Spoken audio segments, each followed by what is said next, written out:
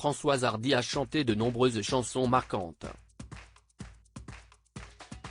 Message personnel, écrite par Michel Berger, en fait partie.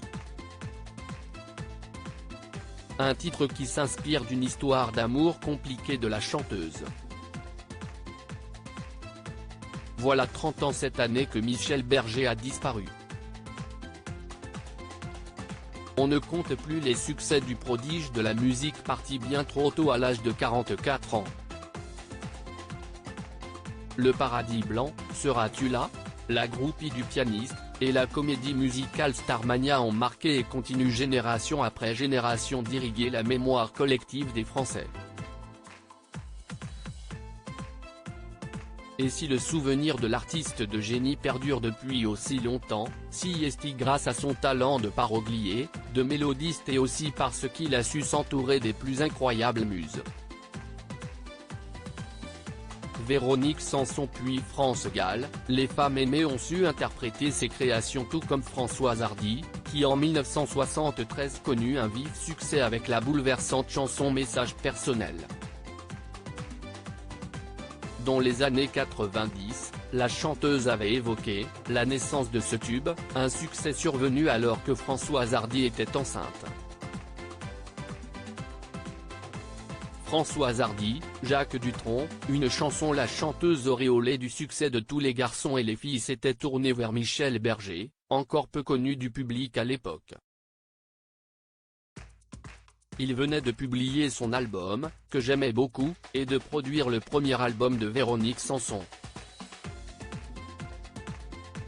Ce disque était tellement novateur, qu'en l'écoutant, j'ai eu l'impression que les chanteuses de ma génération et moi-même prenions un sacré coup de vieux.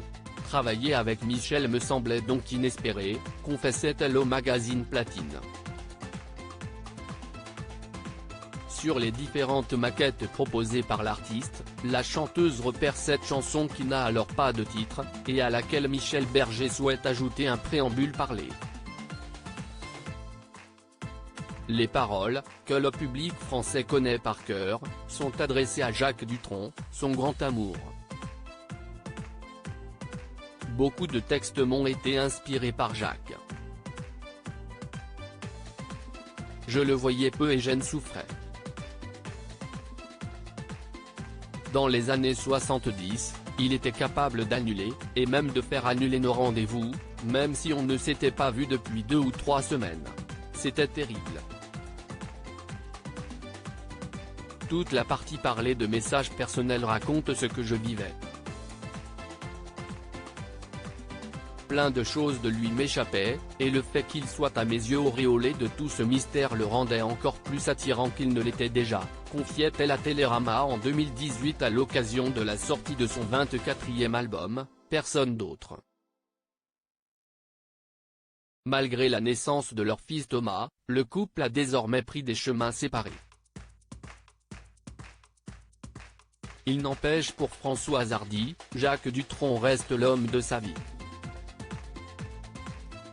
Celui auquel elle murmurait déjà il y a près de 50 ans, « Si tu crois un jour que tu m'aimes, viens me retrouver ».